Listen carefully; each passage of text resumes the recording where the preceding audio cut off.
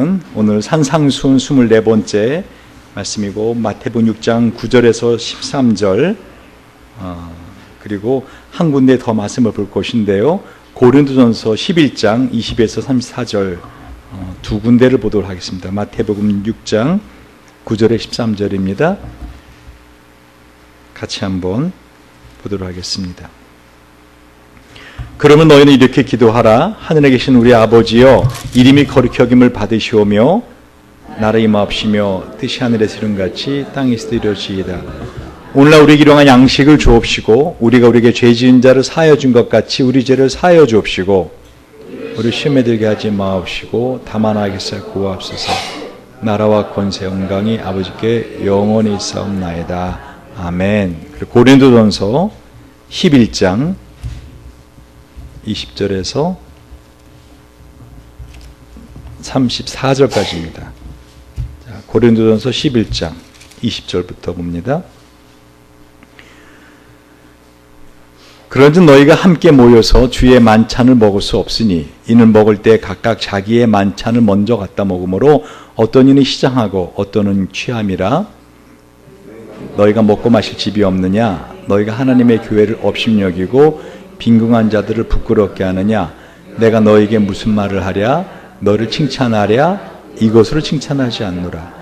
내가 너에게 전한 것은 주께 받은 것이니 곧 주 예수께서 잡히시던 밤에 떡을 가지사 축사하시고 떼어 가라사대 이것은 너를 위하는 내 몸이니 이것을 행하여 나를 기념하라 하시고 식후에 또한 이와 같이 잔을 가지시고 가라사대 이 잔은 내 피로 세운 새 언약이니 이것을 행하여 마실 때마다 나를 기념하라 하셨으니 너희가 이 떡을 먹으며 이 잔을 마실 때마다 주의 죽으심을 오실 때까지 전하는 것이니라.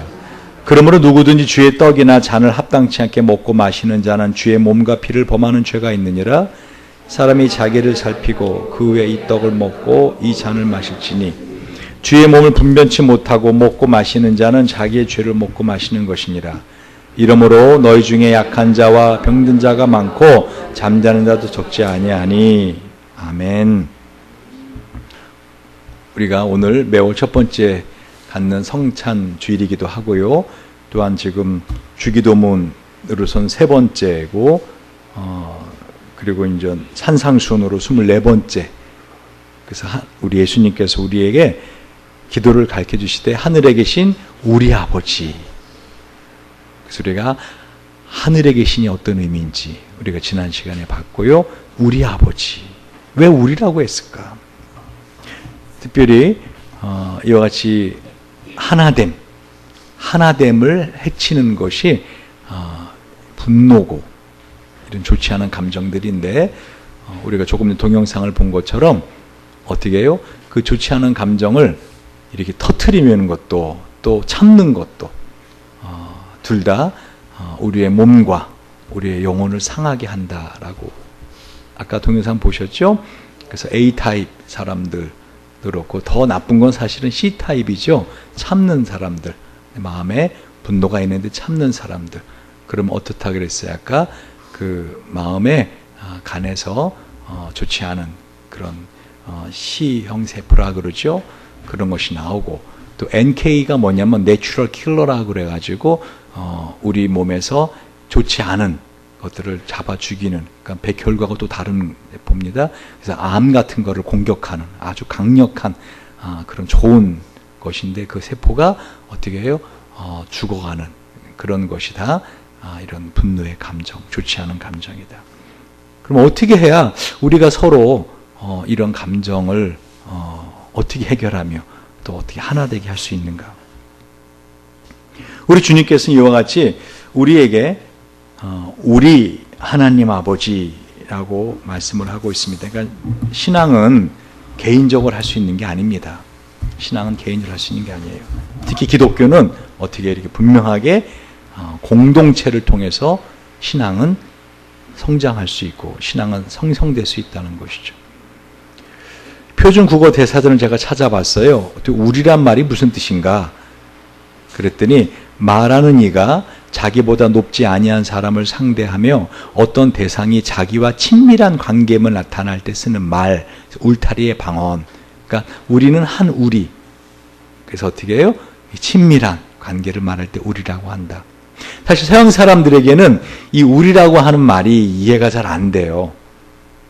그렇죠. 예를 들면은 제가 외국에서 유학할 때 제 친구들 보고, 영국 친구들 보고 오늘 우리 집에 같이 가서 식사하자라고 하면은 그 친구들이 한국 사람들을 보면 꼭 이렇게 우리라고 하는 말을 한다. 근데 영어로 말할 때는 어떻게 하죠? 물론 my house라 그러죠.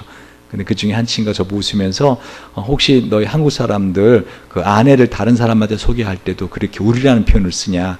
그래서 그렇다. 우리 집 사람이라고 말한다. 그랬더니 막 배꼽을 잡고 막 깍깔대고 웃는 친구들이 있었습니다.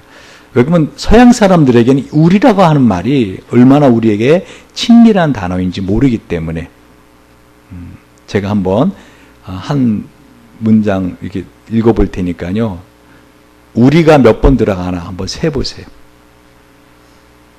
응? 미영아. 한번 세봐. 우리라는 단어가 몇 번 들어가나? 우리라는 단어는 우리 동양인들, 특히 우리 한국인들에게는 친밀한 단어입니다. 우리라는 말은 울타리의 방언으로서 외부로부터 우리라는 공동체를 보호하고자 하는 우리 한국인이라면 우리끼리 공감하는 말이 우리입니다. 몇 번 들어갔어요? 미영아 몇 번 들어가?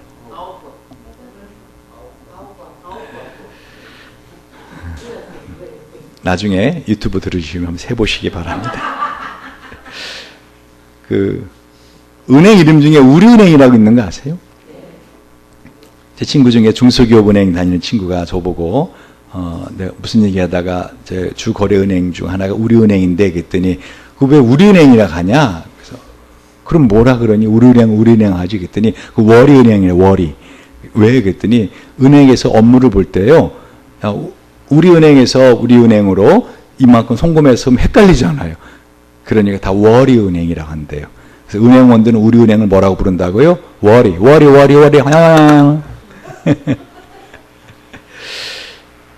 다시 말하면 우리라고 하는 단어는 아주 친밀한 하나됨을 표현한 단순한 우리 하나는 어떤 대명사가 아니라 그 대명사가 갖고 있는 의미는 어떻다고요?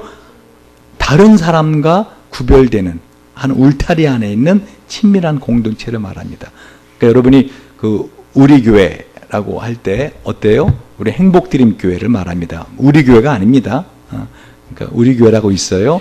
그러니까 그 교회를 부를 땐 뭐라고 불러야 돼요? 월이고리하고 월이교회라고 불러야지 헷갈리지 않습니다. 그 제가 번역한 책 데이비드 옥스버거 박사님이 쓴 문화를 초월하는 목회 상담에 보면은요.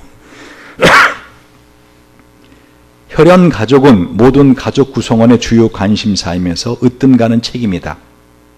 게다가 영적 가족 혹은 신앙 공동체는 궁극적인 인간의 관심사이며 따라서 모든 유한하고 이시적인 의무를 초월한다. 아무것도 다른 사람을 위해 기꺼이 희생할 수 있는 것은 없으나 신앙의 궁극적인 관심사인 신앙만이 가족이라는 풍습 안에서 자란 속박과 불공평을 교정하고 초월하여 명백하게 할 수 있다. 동시에 가족 내의 사랑과 진리의 통합은 오류에 빠지기 쉬운 것을 신성하게 하고 일시적인 것을 영원하게 하고 유한한 것을 절대화하는 종교적 가치관을 교정할 수 있다. 어렵죠? 간단히 말한 게 뭐냐? 여러분 칼럼이에요. 이 이야기를 칼럼을 한번 보시기 바랍니다. 그러니까 다시 말하면 교회만이 우리 인생의 삶 속에서 어떻게 혈연 관계의 가족에게서 서로 주고받은 상처 그것까지도 그리고 일시적인 것을 영원한 것으로 관계하게 할 수 있는 것이 오직 뭐밖에 없다는 거예요? 교회만이 가능하다는 거예요. 교회만이. 한번 봅시다. 제목이 교회는 하나님 아버지가 거하시는 가족입니다. 제가 이번 주 여러분 주보에 적은 글을 봅시다. 미국 샬롯에 있는 갈보리 교회 담임 목사 글렌 와그너는 최초의 교회는 살아계신 예수님을 주님으로 모신 사람들이 서로 삶을 나누는 가족 공동체였다. 그 이후에 교회는 그리스로 이동해 갔는데 거기에서는 교회가 철학이 되었다. 다음으로 교회는 유럽으로 옮겨가서 문화가 되었다. 마지막으로 교회는 미국으로 옮겨왔는데 그곳에서는 교회가 사업이 되었다. 라고 말했다. 그렇다면 과연 성경에서 말씀하시는 교회는 뭘까? 에베소서 2장 19절 읽어보세요. 시작. 그러므로 이제부터 여러분은 외국 사람이나 나그네가 아니요 성도들과 함께 시민이며 하나님의 가족입니다. 교회는 하나님의 가족입니다. 가족 같은 교회가 아니라 혈육의 가족보다 더 영원한 삶을 함께 살아가는 하나님을 아버지라고 부르는 진짜 가족입니다. 예수님 당시의 사람들은 예수님 행하시는 기적과 표적의 사역들을 악한 영들 가운데 가장 강력한 힘을 가진 바알세불이라는 곧 마귀가 들려서 마귀의 힘을 빌려 행하는 것이라고 예수님을 비난했습니다. 그러자 예수님의 동생들과 가족들이 예수님을 집으로 데려가기 위해서 예수님을 찾아왔을 때 예수님은 다음같이 말씀하셨습니다. 마태복음 12장 48절 50절에서 누가 나의 어머니며 누가 나의 형제들이냐, 그리고 손을 내밀어 제자들을 가리키면서 말씀하셨습니다. 보아라, 나의 어머니와 나의 형제들이다. 하늘에 계신 내 아버지의 뜻을 따라 사는 사람이 곧 내 형제요 자매요 어머니다. 그러니까 혈육의 관계 또는 부부 관계가 되어서 한 가족을 이루었다고 여러분이 믿고 있죠?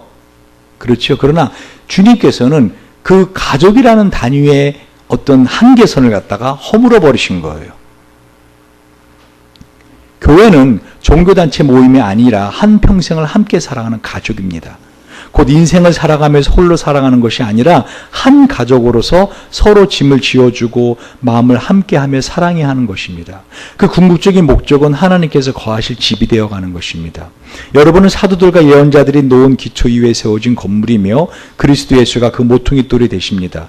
그리스도 안에서 건물 전체가 서로 연결되어서 주님 안에서 자라서 성전이 됩니다. 그리스도 안에서 여러분도 함께 세워져서 하나님이 성령으로 거하실 처소가 됩니다. 에베소서 2장 20절 22절. 그러므로 교회는 서로서로를 세워주는 덕스러운 말만 해야 하는 것입니다. 만일 교회에서 상대방의 허물이 보인다면 가족이 오히려 그 가족 구성원의 허물을 다른 사람들이 흉볼까 봐서 덮어주고 그의 짐을 대신 져주는 것처럼 교인들은 서로서로 그렇게 사랑해 주어만 하는 것입니다. 아멘. 여러분이 교회, 행복 드린 교회라는 교회를 다니고 있는데 이 교회의 의미가 뭐라고요? 가족이라는 거예요. 서로의 허물을 덮어주고 서로의 연약함을 굳건하게 세워주는 것. 그러면서 심지어는 이 가족, 제가 패밀리 테라피라는 이 가족 치유를 강의할 때 뭐라 가르치는가 하면요, 자녀는 손님으로 대하라. 자녀는 손님으로 대하라. 그래야지 커가면서 점점 그를 인격적으로 대우해 줄 수가 있고요. 손님은 끝까지 같이 있어요? 떠나요? 언제 때가 되면? 떠나죠. 떠나보내야 돼요. 그래 안 그래요? 자녀는 손님으로 대해줘야지 자녀를 건강하게, 인격적으로도 심리적으로도 건강하게 해줄 수 있는 겁니다. 안 그러면 자녀를 마냥 갓난 애기로 만들어버려요. 그게 뭐죠? 성인 아이를 만드는 거예요. 자녀가 때가 되면 떠나는 손님으로 인식을 해서 어떻게 해요? 그렇게 떠나보내듯이 교회도 한 가족이라면 어떻게 해요? 그 손님의식이 있어야 돼. 이게 무슨 말인가? 교회는 한 가족이라면 또 손님으로 대하라니. 가족으로서 양육반과 제자학교, 제대학교 과정도 거치고 함께 살아가잖아요. 근데 그 중에서는 어떻게 해요? 떠나가야 될 사람이 있습니다. 그리고 떠나 보내줘야 될 사람이 있고, 떠나가야 될 사람도 누군가? 선교사로 떠나는 거예요. 할렐루야. 그래서 3,000명의 선교사를 파송할 수 있는 교회가 되는 것이 저희 꿈이라 하지 않았습니까? 아멘? 그러니까 이미 우리는 어떻게 해요? 그 하나님의 나라의 사역을 시작하고 있습니다. 자, 그렇다면 계속 우리에게 오늘 궁금한 궁금증이죠? 아까 동영상을 통해서도. 그럼 함께 한 가족으로 살아가는데, 그죠? 떠날 때까지. 함께 한 가족으로 살아가는데, 먼저 떠나는 사람들도 있죠? 하나님 나라에 가는 사람들. 그렇죠? 그러나 중요한 것은 뭐죠? 무엇이 이 가족을 하나 되게 하느냐는 거죠. 한마디로 말하면요. 따라하세요. 예수님의 살과 피가 우리를 하나 되게 한다. 히브리서 10장 19절 20절 한번 같이 읽어봅시다. 히브리서 10장 시작.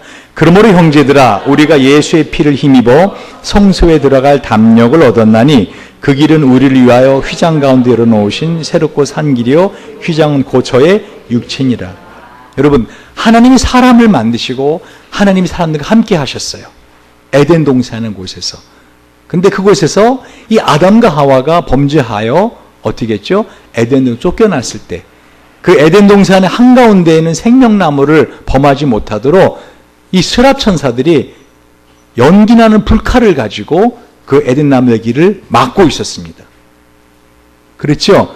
그 스랍 천사들이 어디에 수놓아져 있었어요? 바로 성소와 지성소 사이의 휘장에 수놓아져 있었어요. 근데 예수님 십자가 죽으실 때 어떻게 했죠? 그 성소가 위에서부터 아래로 찢어졌습니다.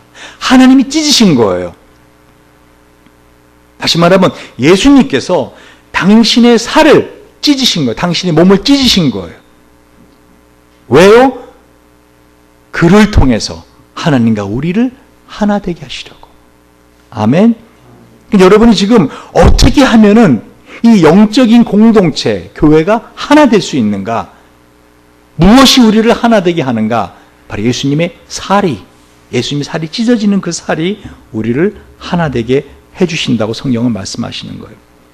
디모데후서 4장 6절을 보면은요, 이번에 예수님의 피가, 다시 말하면 관제와 같이 벌써 내가 부음이 되고 내가 떠날 기약이 가까웠다 하면서 구약 성경에는 이걸 갖다가 전제라 그래요. 다시 말하면 제물을 드리고 예수님의 그 살이 찢겨져서 어린 양으로 제물이 되었죠. 그러면 그 제물 위에다가 뭐를 부어요? 포도주를 부어요. 그러니까 한 흰을 부을 때 한 흰이 약 3.66리터니까 그 중에 4분의 1 흰만 부으라 그래요. 그냥 1리터가 부족한 1리터 알죠? 1리터 병 그 정도 부족한 포도주를 마지막 그 제물의 위에다가 붓는 거예요. 한마디로 다 완성됐다라는 것이죠. 그러니까 예수님의 살이 찢겨지고 예수님 피가 다 부어질 때 어떤 일이 벌어지는 거예요? 바로 하나님과 우리 관계가 이렇게 화목해지고 하나가 되고 죄로 해서 막혔던 담이 장벽이 찢겨지는 역사가 벌어지는 겁니다. 아멘. 누가복음 24장 30절 31절을 보면은요, 엠마우마을에 가던 두 제자가요, 엠마우마을 두 제자가 하루 종일 예수님과 함께 가면서 예수님 못 알아봤어요. 그러다가 예수님이 마지막 저녁 때 저희와 함께 음식 잡수실 때 떡을 가지사 축사하시고 떼어 저희에게 주심에 저희 눈이 밝아져 그인 줄 알아보더니 예수는 저에게 보이지 아니하시는지라. 다시 말하면 예수님 함께 하시는 거 믿으십니까? 아멘. 예수님 항상 함께 하시는 거 믿으십니까? 아멘. 근데 그걸 느껴지지 않고 깨달아지지 않잖아요. 근데 언제 깨달아지는가 하면은 예수님의 살이 찢겨질 때, 예수님의 피가 부어질 때. 다시 말하면 뭐죠? 예수님의 십자가에서 육체적인 죽음이 곧 지금 영으로 계시는 성령님을 우리가 깨달아 알고 보게 하는 놀라운 근거가 된다는 거예요. 이게 무슨 의미인가? 좀 더 설명을 들어갈게요. 여러분, 오늘 더구나 성찬을 하기 때문에 오늘 말씀이 아주 제가 일부러 고른 말씀이 아니잖아요. 우리 지난 시간에 지금 우리 산상보훈 해나가는 가운데 하늘에 계신 우리의 하나님 아버지, 우리라는 이 단어를 설명하려고 하다 보니까 오늘 이렇게 성찬을 하게 됩니다. 어느 군 부대 담을 보면은요, 이렇게 무시무시한 말이 있어요. 접근 금지, 침입하면 발포함, 총 쏜다는 거예요. 무서운 말이죠. 이 군 부대에 함부로 들어올지 말라는 거죠. 관심 갖지 말라는 거예요. 기웃거리지 말라는 거예요. 접근 금지, 가까이 못하게 쏠 수 있다는 거예요. 그것처럼 사실은 우리는요, 하나님과 우리 사이에는 접근 금지라고 하는 담이 쳐져 있어요. 왜? 우리는 죄인이기 때문에. 하나님의 거룩한 하나님 나라의 영역에 넘어갈 수 없기 때문에. 에베소서 2장 12절 19절 한번 같이 한번 읽어볼까요? 시작. 그때 너희는 그리스도 밖에 있었고 이스라엘 나라의 밖에 사람이라 약속의 언약들에 대하여 외인이요 세상에서 소망이었고 하나님도 없는 자이더니 이제는 전에 멀리 있던 너희가 그리스도 예수 안에서 그리스도의 피로 가까워지느니라. 그는 우리 화평이신지라.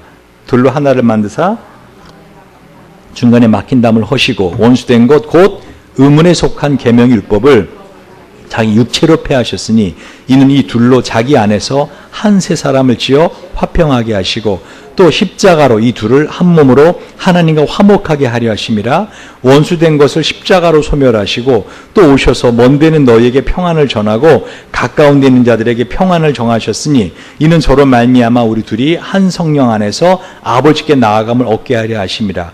그러므로 이제부터 너희가 외인도 아니요 손도 아니요 오직 성도들과 동일한 시민이요 하나님의 권속이라. 아멘.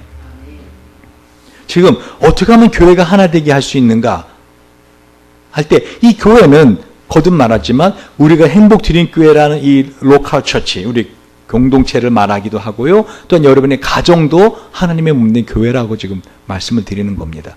근데 어떻게 하면 하나가 될 수 있는가? 한마디로 말하면 다른 방법이 없어요. 예수의 피 외에는. 예수의 피 외에는.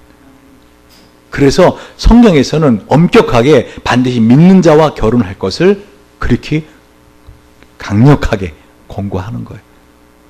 내가 우리 진수은수한테도 어떤 여자를 데려와도 가장 첫 번째 조건, 진수야 뭐니?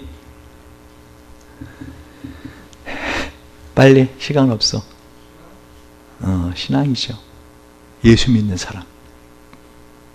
제일 첫 번째 조건이. 왜? 그것이 진정한 하나님의 나라의, 하나님의 말씀으로 하나님의 나라, 한 가정을 이뤄나가는 조건이 되기 때문에 그렇습니다. 그러니까 예를 들면 예수 안 믿는 사람들, 부부 사이만 좋던구만, 금술만 좋던구만. 그래도 어떡하죠? 이 세상에서 죽으면 그걸 끝입니다. 그래 안 그래요? 그러니까 진정한 가족, 진정한 하나됨은 주님께서 뭐를 말씀하시는 거예요? 이와 같이 예수를 믿는 믿음, 그래서 예수의 십자가의 피, 그것만이 하나님이 인정하시는 진정한 둘이 한 몸 되게 하시는 것이요. 또 십자가로 이 둘을 한 몸으로 하나님과 화목하게 하려 하십니다. 여러분, 그러니까 교회에서, 제가 교회에서 여러분 다 이제 이해를 하시겠죠? 우리 이 공동체, 우리 행복드림교회뿐만 아니라 여러분 가정교회도 이 교회에서 하나 되게 하는 비결은 뭐라고요? 힘은 뭐라고요? 예수의 피밖에 없는 거예요. 이제는 전에 멀리 있던 너희가 그리스도 예수 안에서 그리스도의 피로 가까워졌느니라. 다른 방법으로 가까워질 수 없어요. 선물 줘가지고 가까워졌느니라 아니잖아요. 그리스도의 피로 가까워졌느니라. 원수된 것, 곧 의문에 속한 계명의 율법을 자기 육체로 폐하셨으니 예수님이 그 몸으로 율법을 폐하신 거예요. 예수님이 폐하신 율법을 다시 세우려고 할 때 그 교회는, 그 공동체는 어떻게 해요? 분열되기 시작합니다. 아멘. 오직 율법이 있다면 사랑의 법이죠. 아멘. 그러니까 여러분, 교회라고 하는 것이 뭔가, 이게 하나님이 궁극적으로 저와 여러분이 이 땅에 태어나 계신 목적이에요. 교회가 하나님의 나라거든요. 그러니까 하나님의 나라를 세우시려고 하나님께 저와 여러분이 이 땅에 부르신 거예요. 저는 이번에 우리 송병철 집사님 거기 신방을 지난주에 가면서 예전에 인천에서 올 때도 참 멀었다 그랬더니 상당히 먼 곳에 살더라고요. 그래서는 일산 쪽으로 가는데, 그래도 이제 나중에 갈 땐 집은 뭐 방화동이에요, 목사님. 더 가까워졌어요. 라고. 그런데 재미난 것은 여러분 집을 제가 신방을 갈 때마다 여러분 집 바로 앞에 교회들이 있더라고요. 지난번 고유 집사님 데 가보니까 바로 길 건너편에 교회가 있더라고요. 그래서 그 가까운 교회를 두고 이렇게 먼 곳까지 오게 하시는 이유가 있지 않겠는가. 거기서 나름대로 이번 말씀을 준비하면서 깨달은 게 있어요. 뭐냐면 하나님께서 작정하신 이 교회라고 하는 이 만남은요, 어떤 지역과 거리와 관계가 없다는 거죠. 아멘? 그러니까 어느 교회를 보면은 혈연 관계가 너무 많은 사람들이 있어요. 그렇죠. 목사님의 가족들이 너무 많아서, 물론 개척할 때 어쩔 수 없이 그렇게 시작하기도 합니다. 그러나 건강한 교회는 아닙니다. 혈연 관계가 많으면 어떻게 해요? 이것은 하나님께서 지금 말씀하신 교회는 하나님의 영으로 하나 되게 하신. 중요한 사실은 뭐죠? 이 교회가 하나 돼야 되는데 그 하나 되게 하시는 건 뭐라고요? 예수의 피. 베드로전서 2장 24절 25절에도 보면 친히 나무에 달려 그 몸으로 우리 죄를 담당하셨으니 이는 우리로 죄에 대하여 죽고 의에 대하여 살게 하리심이라. 그가 채찍에 맞음으로 너희는 나음을 얻었나니 너희가 전에 양과 같이 길을 잃었더니 이제는 너희 영혼의 목자와 감독 되신 이에게 돌아왔느니라. 베드로전서 3장 18절에서도요. 그리스도께서도 단번에 죄를 위하여 죽으사 의인으로서 불의한 자를 대신하셨으니 이는 우리를 하나님 앞으로 인도하려 하심이라. 그러니까 우리를 하나님 앞에 인도하고 우리로 하여금 하나님과 화목되게 할 뿐만 아니라 우리를 화목되게 해서 하나 되게 하시는 것은 오직 하나 뭐예요? 예수 그리스도의 십자가의 그 피, 그 살과 피 외에는 없다는 거예요. 그러니까 여러분이 진정으로 여러분의 가족을 사랑하고 싶잖아요. 그럼 어떻게 해요? 다른 방법이 없어요. 예수의 피를 통해서만이 가능합니다. 그럼 예수의 피를 통해서 가능하다는 게 뭔가 이제 곧 설명이 될 텐데요. 한마디로 말하면 사랑을 하는데 그 사랑은 어떤 사랑인가? 예수님을 사랑할 때 가능해요. 내가 더욱더 깊은 예수님의 사랑에 빠져갈 때 어떻게 해요? 그 사람을 예수의 피로 덮어줄 수가 있어요. 잠언서 10장 12절에 보면 미움은 다툼을 일으켜도 사랑은 모든 허물을 가리느니라. 그럼 여러분 오해하시는 분들 있죠? 그러면 그 사람의 모든 허물을 다 가려주면 된다는 거 아닌가?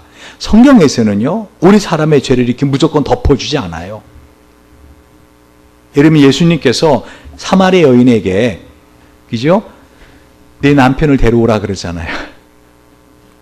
그러니까 난 남편이 없습니다. 그랬더니 그래 맞다 네가 남편 없단 말이 없다 하면서 네가 남편 5이 있으나 그 지금 네 집에는 남편도 네 남편 아닌 남편 없다는 말이 맞다. 아니 남편 없는 거 알면은 왜 그 말을 하세요?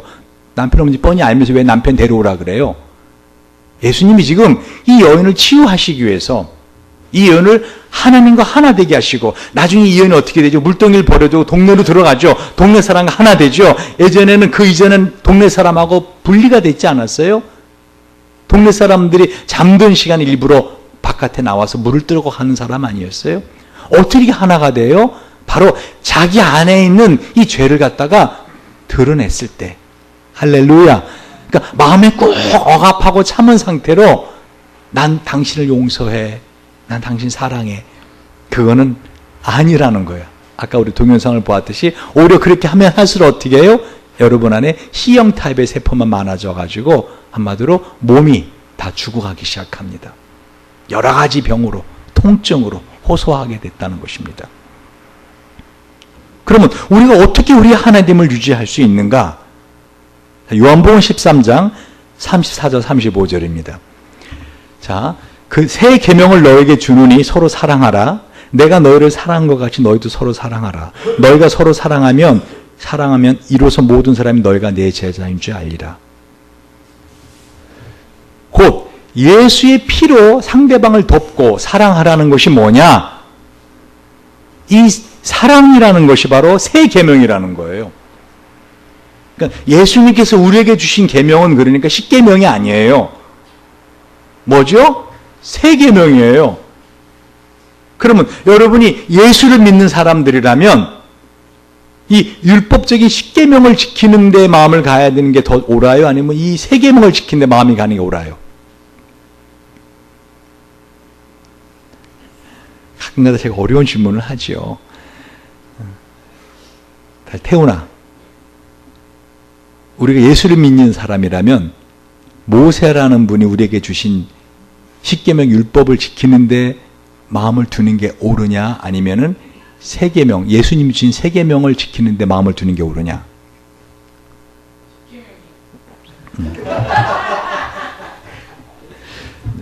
태훈이처럼 저렇게 대답을 할 수 있습니다.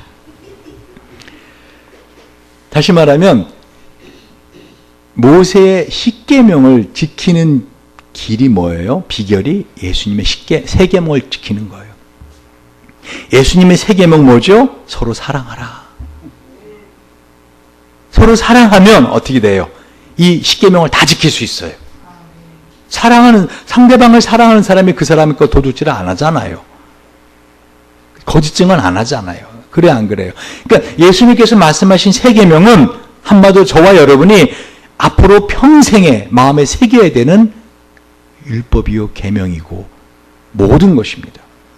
근데 교회가 서로 사랑해야 되고 우리 가족이 서로 사랑해야 되는데 어떻게 사랑하냔 말이에요. 여러분 보기만 하면 싫은 사람 있지 않아요? 괜히 그 사람의 목소리만 들려도 이 싫은 사람이 있지 않아요? 없어요?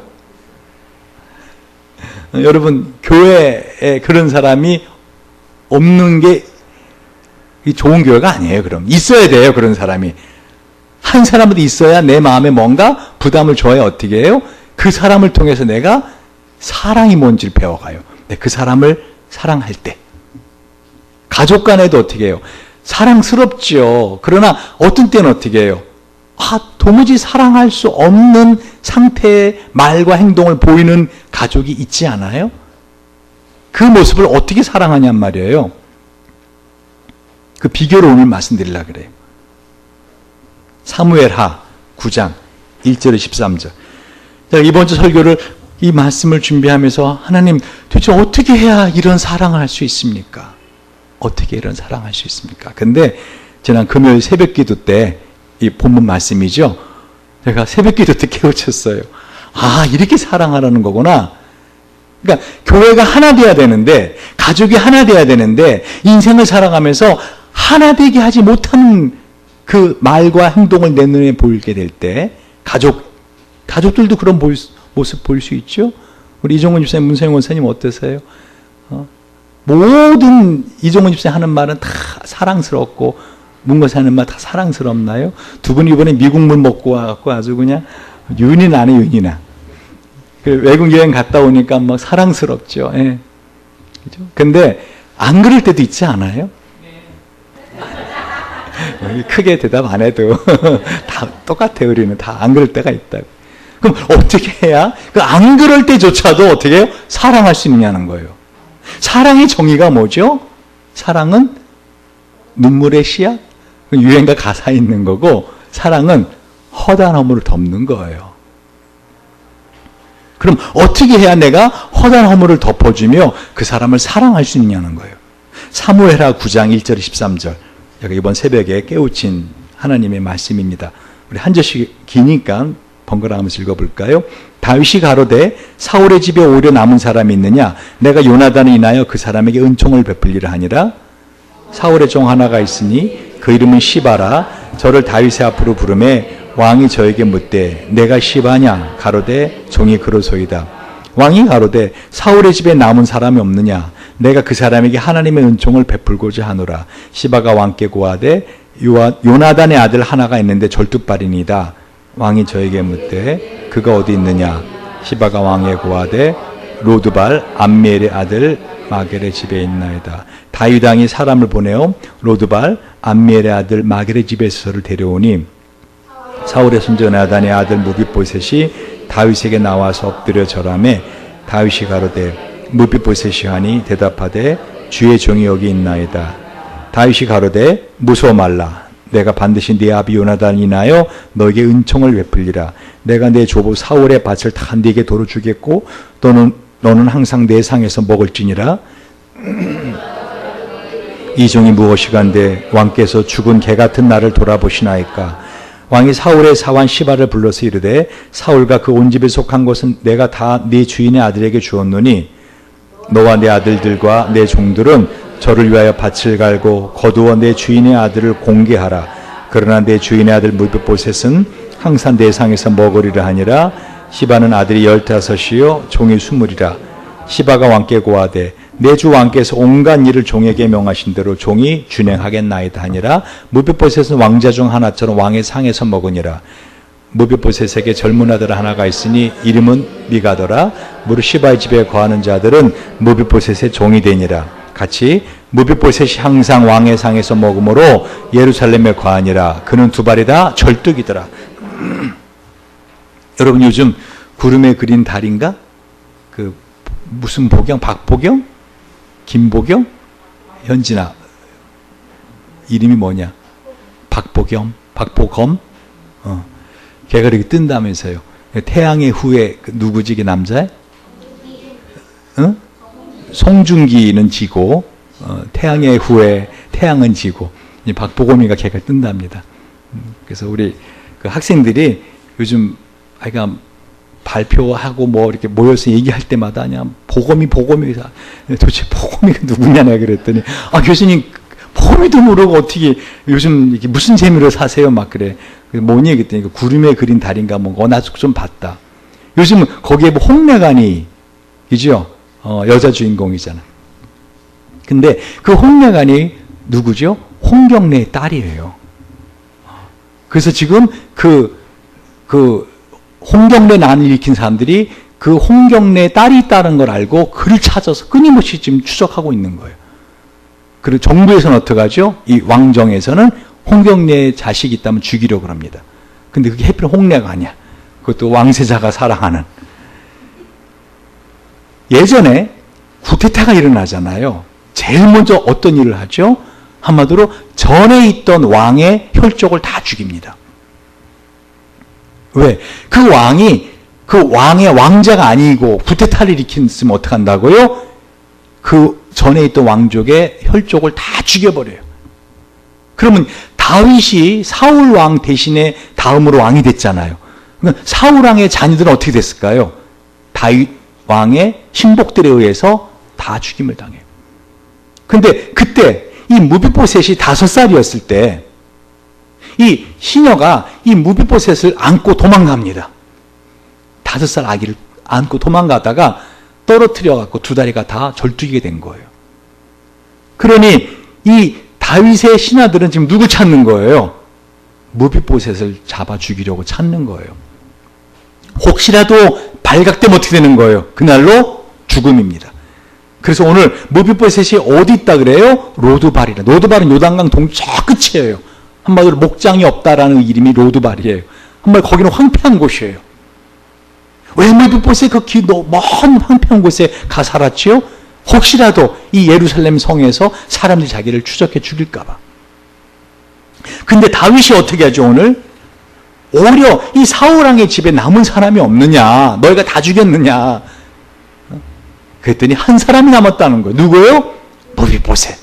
요나단의 아들이라는 거예요. 데리고 왔어요. 여러분 요나단은 어땠을까요? 참 이 무비보셋 어땠을까요? 그날 왕 앞에 섰어요. 숨어 살다가 드디어 발각됐단 말이에요.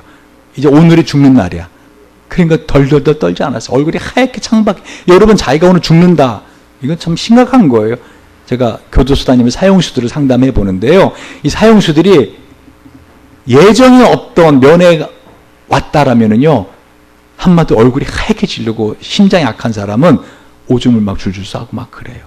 왜? 예정이 없던 면회, 몇 번 면회야? 그럼 뭐예요? 너 오늘 죽는 날이야. 사형수, 너 사형이 하면 안 나와요.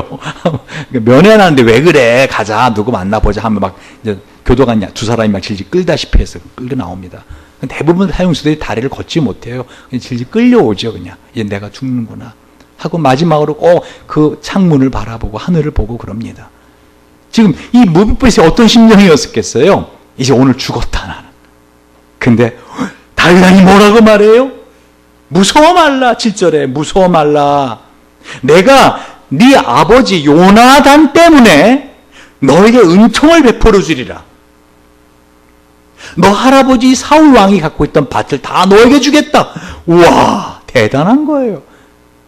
여러분, 그리고 그 사울 왕이 갖고 있던 신복들 다 너에게 주겠다. 당장 이 시바 있잖아요, 시바. 이 시바라고 하는 사람이 아들이 15명, 그리고 종이 20명이었어요. 여러분, 시바가 사울 왕의 종이었다고요. 근데 종인데 종을 데리고 있는 거야. 이해가세요? 그러니까 지금 당장 무비보셋 눈앞에 당장 종이 몇 명 생긴 거예요? 36명이 생긴 거예요. 종이, 몸종이. 이 모든 걸 다 주겠다. 근데 재미난 거는요, 지금 계속해서 이 시바가 보고를 하는데 뭐라 그래요? 그가 절뚝발인이다. 3절에 요나단의 아들 하나가 있는데 절뚝발인이다. 그리고 계속 그가 절뚝발입니다 하는 걸 계속 강조. 마지막에 또 뭐라 그래요? 무비보셋이 항상 왕의 상에서 먹음으로 예루살렘에 거하니라. 그는 두 발이 다 절뚝이더라. 왜 이렇게 절뚝발이라는 거를 말하는지 알아요? 사무엘하 5장 8절을 보면은요, 여부수 사람들이 다윗이 여부수성을 공격할 때 여부수 사람 다윗을 비웃은 적이 있어요. 뭐라고 비웃은지 아십니까? 응? 야, 소경과 절뚝발이라도 다윗은 이길 수 있어. 제가 읽어볼게요. 사무엘하 5장 8절. 그날에 다윗이 이르기를 누구든지 여부수 사람을 치거든 수구로 올라가서 다윗의 마음에 미워하는 절뚝발이야 소경을 치라 하였으므로 속담이 되었어요. 소경과 절뚝발이는 집에 들어오지 못하리라. 그러니까 다윗이 다른 사람은 몰라도 어떻게 해요? 이 절뚝발이만 보면 속에서 뭐가 올라오는 거예요. 이해가세요? 그런데 이 무비보셋의 두 발이 다 절뚝인단 말이에요. 아니, 이 아버지 요나단 때문에 다윗이 요나단을 사랑했잖아요. 재산을 주고까지는 좋아. 그런데 밥 먹을 때마다 무비보셋과 함께 식사를 해요. 전 이 성경을 보면서 예전에 제가 다윗에 관해서 영화를 보여주면서 설명해 준 적 있잖아요. 여러분 잘 모르시 텔레비전 CTS에서 주민 더 바이블. 제가 다윗을 쭉 생애를 하면서 이 장면을 제가 연구하고 싶어서 많은 책들을 보면서 계속 어떻게 이 다윗이 만약에 이것을 정말 여러분 밥 먹을 때 마음 편한 사람들하고 먹지 않아요? 근데 밥 먹을 때마다 마음 안 좋은 사람하고 먹는다고 합시다. 혹시 지연이 그런 사람 없니? 밥 먹으면 그 사람하고 같이 먹으면 이렇게 좀 마음이 불편한.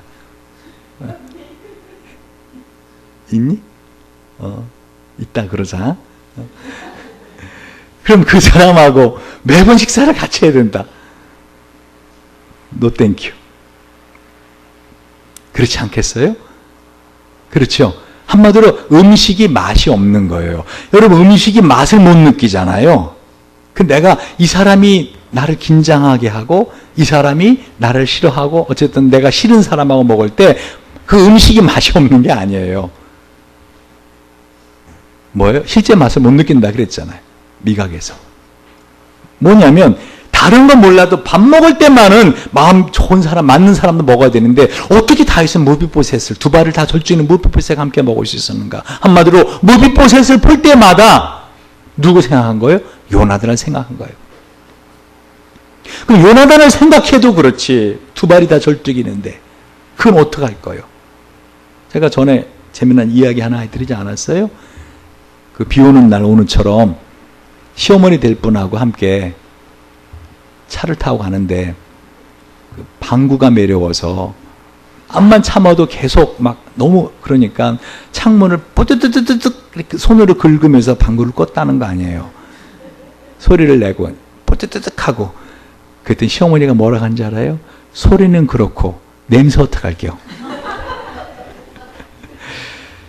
아니 그래 요나단의 아들이니까 그래 그런 마음은 그렇다 그래. 근데 실제로 두 발이 절뚝일 때마다 보는 이걸 어떻게 그게 어떻게 해결했을까? 다윗은 분명히 성경은 다윗의 마음이 미워하는 절뚝발이었거든요. 다윗은 절뚝발이 보면 속에서 뭐가 올라오는 거예요. 화가 나는 거예요. 그게 한이 된 거죠. 아픔이 된 거죠. 어떻게 그거를 다윗은 해결할 수 있었는가? 이 예화 하나 들으면 여러분 금방 이해될 거예요. 옛날에 꼬마 신랑이라고 있었던 시절이 있었어요.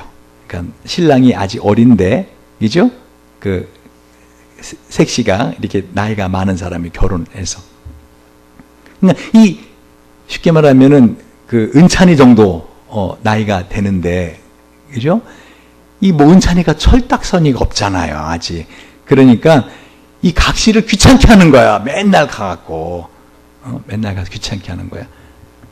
미영아, 은찬이하고 결혼해 살라 그러면은 참 한심할 때 많겠지. 그 때릴 수도 없고 남편인데. 그렇잖아. 그러니까 자꾸 섹시야 놀자 하면서 막 하니까 아니 저리 가란 말이야 귀찮아 하면서 난 지금 바쁘다고 하는데 밥을 짓고 있다가 그 부적갱이 있잖아, 부적갱이. 그 옛날에는 불을 나무 떼고 했잖아요. 근데 그 부적갱이를 저리 가란 말이 하다가 글쎄 이 신랑이 눈을 푹 찌른 거라. 그러니까 으악 하고 난리가 난 거야. 그러니까 시부모님이 다 뛰쳐나오고 이게 우리 4대 독자 5대 독자 이 우리 아들이 이게 어떻게 됐냐 이게 웬일이냐. 근데 그 꼬마 신랑이 뭐라 하는지 알아요? 누가 이랬냐 누가 막. 그랬더니 며느리가 부적격인데 떨고 서 있거든. 그랬더니 꼬마 신랑이 내가 잘못했어. 내가 색시한테 가까이 갔는데 색시 그러지 말라는데도 내가 잘못 넘어져가지고 이렇게 부적격에 꽂혔어. 아이고 조심하지. 여러분 그 색시가 비록 나이가 어린 신랑이지만 자기를 보호해 주려고 그렇게 한쪽 눈이 멀었는데도 여러분 그 눈을 볼 때마다 다른 사람은 그 남자를 볼 때마다 저 한쪽 눈 없는 등신이야. 하지만 이 부인에게는 이 색시에게는 어떤 마음이 들까요? 어리지만 나를 보호해 주려고 저렇게 한쪽 눈을 잃었구나. 그 눈을 볼 때마다 그 꼬마 신랑이었지만 그 사랑과 그 연한 것에 감동되지 않을까요? 한마디로 다윗은 무비보셋을 볼 때마다 뭐를 생각한 거예요? 바로 자기를 위해서 왕이 될 수 있었던 요나단인데 왜 사울의 왕이었잖아요. 자기를 위해서 기꺼이 왕좌를 내어준 요나단을 본 거죠. 여러분 교회에서 정말 싫은 사람이 있을 수 있어요. 그러나 그럴 때마다 어떡하라고요? 예수님 생각하라고요. 예수님. 내가 다시 너에게 새 계명을 쓰노니 그에게와 너에게 참된 것이라 이는 어둠이 지나가고 참빛이 벌써 비침이니라 하면서 어떻게 해요? 새 계명을 너에게 주노니 서로 사랑하라. 내가 너희를 사랑한 것 같이 as like as 내가 너희를 사랑한 것 같이 너희도 서로 사랑하라. 여러분 교회에서 나누는 사랑은요 내 마음에 드는 사람을 사랑하는 거 아니에요. 어쩌면 여러분이 그동안에 가까이 있지 않았던 사람을 더 가까이 해야 돼요. 식사를 할 때도 아시겠어요? 나인이 이제 알았나? 옆에 있는 그 누구라고 말은 안 할게. 그 남자애. 걔하고만 밥을 먹으려 하고 얘기하려면 안 되는 거예요. 자꾸만 내가 관계하지 않았던 사람들 또 내 마음에 뭔가 불편한 사람들을 더 친근하게 가까이 하는 것이 바로 이 하나님의 나라, 가족을 하나 되게 하는 것이라고. 주님은 나의 최고봉 저자인 오스와드 챔버스 목사님의 글의 사이트에 제가 글을 인용할게요. 세상 사람들은 우리가 그리스도인들 형제간에 서로 사랑할 때 우리가 주님의 제자인 것을 알아본다. 특히 내 자신이 그리스도의 사랑으로 형제를 사랑할 수 있는 것을 볼 때 나는 구원받은 하나님의 자녀임을 확신하게 된다. 사실 그들은 예수님께서 그들을 사랑하사 생명까지 드린 사랑의 대상이다. 그러면 우리가 예수님처럼 그들을 사랑할 때 그것이 주님을 사랑하는 것이요 우리 자신도 정말로 구원받은 하나님의 백성임을 확인하게 되는 것이다. 주님께서 주신 새 계명은 사랑의 단서가 붙게 된다. 그 단서는 바로 내가 너희를 사랑함 같이라는 단서이다. 그러면 그리스도께서 나를 어떻게 사랑하셨는가? 로마서 5장을 보면 내가 연약할 때, 죄인이었을 때, 원수로 행했을 때 나를 사랑하셨다. 여러분 말씀을 정리합니다. 저는 사실 평생을 살아가면서 제 삶의 어떤 기준, 이게 선이고 이게 악이다 하는 이렇게 해야 되는 것이 옳고 이게 그르다. 기준은 사실 하나님 말씀이지만 하나님의 말씀도 내가 눈으로 보고 귀로 듣고 내가 체득하지 않은 것은 어떻게 해요? 여러분 바리새인들이 율법사들이 하나님 말씀을 몰라서 그들이 이 사랑을 행하는 삶을 못 살았나요? 아니에요. 이 사랑은 체득돼야 되는 거예요. 저는 항상 저를 그 제자훈련 시켜준 송진애 대인님이라면 이걸 어떻게 하실까? 저는 늘 그렇게 생각을 합니다. 한 번은 이 송진애 대인님 중대장실 안쪽에 이 카투샤 시험에 합격했는데 논산 훈련소에 들어왔잖아요. 카투샤 시험에 합격했는데 이 몸에 파상풍이 생겨서 치료를 받으러 나가야 되는, 병원에 가야 되는 병사가 하나 있었어요. 근데 그렇게 되면 어떻게 되죠? 훈련소 다시 와야 돼. 카투샤 시험을 다시 봐야 돼. 이 친구는 자기는 영어 겨우겨우 해서 겨우 붙었다는 거, 자기는 또 붙을 자신이 없다는 거. 근데 만약에 훈련소에서 그냥 나가면은 자대 배치 받아 가잖아요? 그럼 병원으로 가서 치료를 받아도 그게 군 복무 기간이 돼요. 그러니까 우리 송준혜 중대장님이 이 친구를 감춰놓고 있었던 거죠. 파상풍이 들어서 훈련은 받을 수 없고, 그러니까 몰래 중대장실에 이 친구를 감춰놓고, 병사를 감춰놓고 약으로 이렇게 치료해 가면서 이제 한 며칠 안 남았거든. 저녁 우리 출소할 날이. 그러니까 이 논산훈련소 졸업만 하면 한 5, 6일, 일주일이 안 남아요. 그때 가면 이제 자대 배치 가면 되니까. 근데 그 사실이 알려지잖아요. 그러면 어떻게 중대장도 모가지예요. 근데 그런 위험성을 감당하고도 그 한 사람의 그 아픔을 덮어주시더라고요. 여러분, 그게 옳으냐 틀리냐, 그게 군법에 맞느냐 틀리냐, 그게 사실 잘한 거냐 못한 거냐, 그거 따지자는 게 아니에요 지금. 여러분, 사랑의 법은요 이렇게 율법이나 어떤 사람들의 법으로 따질 수 없는 거예요. 사랑은 이 세상이 점점 말세가 돼갑니다. 마태복음 24장 7절에 보면 민족이 민족을, 나라가 나라를 대적하여 일어나겠고 처처에 기근과 지진이 있으리니 이 모든 것 재난의 시작이니라. 그러니까 기근과 지진이 일어나는 것이 재난의 시작이에요. 근데 결론적으로 뭐라고 하시는지 아세요? 마태복음 24장 10절 12절에 많은 사람이 사랑이 식어지리라. 무엇보다 서로 뜨겁게 사랑할지니 사랑은 허다한 죄를 덮느니라. 여러분, 고린도서 13장에 보면은요, 예수님께서, 하나님께서 우리에게 사도 바울을 통해서 사랑이 뭔가 하는 정의를 내려주셨어요. 고린도서 13장. 여러분 잘 아는 말씀이에요. 내가 사람의 방언과 천사의 말을 할지라도 사랑이 없으면 소리나는 구리와 울리는 꽹과리가 되고, 내가 예언한 능이 있어 모든 비밀과 모든 지식을 알고 또 산을 옮길 만한 모든 믿음이 있을지라도 사랑이 없으면 내가 아무것도 아니요, 내가 나에게는 모든 것을 구제하고 또 내 몸을 불사르게 내어줄지라도 사랑이 없으면 내게 아무 유익이 없느니라. 여러분, 이거 어마어마한 사랑이거든요. 어떤 사랑이죠? 한마디로 말하면 자기의 몸에 있는 모든 것을 다 주고 자기를 불사르게 자기를 주는 거예요. 이거보다 더 큰 사랑이 어디 있어요? 근데 사랑이 없으면은 이거 아무것도 아니다. 그럼 도대체 성경에서 말씀하는 사랑의 그 정의가 뭐냐 할 때, 사랑은 언제나 오래 참고 온유하며 특이한 쭉 나오잖아요. 이 사랑은 하나님이 저와 여러분을 향해 갖고 있는 사랑이에요. 근데 우리도 이 사랑을 실천할 수 있는데 어떻게 실천한다 그랬어 아까? 그 사람을 보는 것이 아니라, 그 교회를 보는 것이 아니라 누구를 본다고요? 예수를 나를 사랑하신 예수.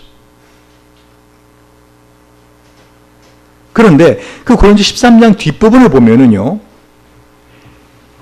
우리가 부분적으로 알고 부분적으로 예언하니 온전한 것이 올 때는 부분적으로 하던 것이 패하리라. 내가 어렸을 때는 말하는 것이 어린아이와 같고 깨닫는 것이 어린아이 같고 생각하는 것이 어린아이 같다가 장성한 사람이 되어서는 어린아이를 버렸노라.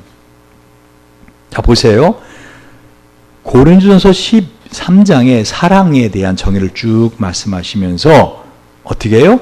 이것이 우리에게 온전한 것이 올 때는 부분적으로 하던 것이 패하리라. 이런 사랑이 온전하게 온다는 거야. 하나님이 우리와 함께 살아가는 하나님 나라에 가서.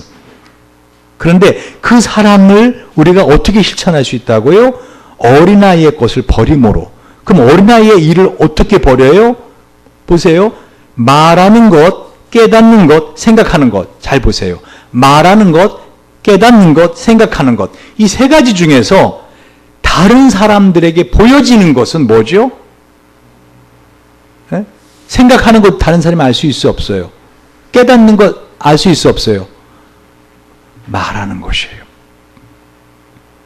여러분이 교회에서 어떻게 그 사랑을 실천하는가? 제일 중요한 게 뭐죠? 말입니다. 그 사람의 허물을 덮어주는 거죠. 그 사람의 연약함을 강함으로 세워주는 것이죠. 할렐루야. 가정에서도 마찬가지예요. 가정에서도 어떻게 하죠? 서로가 서로의 허물을 덮어주는 거예요. 서로가 서로의 연약함을 강함으로 세워주는 거예요. 할렐루야. 그래서 우리 두나게 제자 훈련하는 모든 교회들의 공통표가 있죠. 뭐죠? 같은 말, 같은 마음, 같은 뜻, 같은 열매. 이것은 고린도서 1장 10절 형제들아 내가 우리 주 예수 그리스도 이름 너희를 권하노니 다 같은 말을 하고 너희 가운데 분쟁이 없이 같은 마음과 같은 뜻으로 온전히 합하라는 말씀을 드리고 있는 거예요. 자, 이젠 우리가 같이 성찬을 할 텐데요.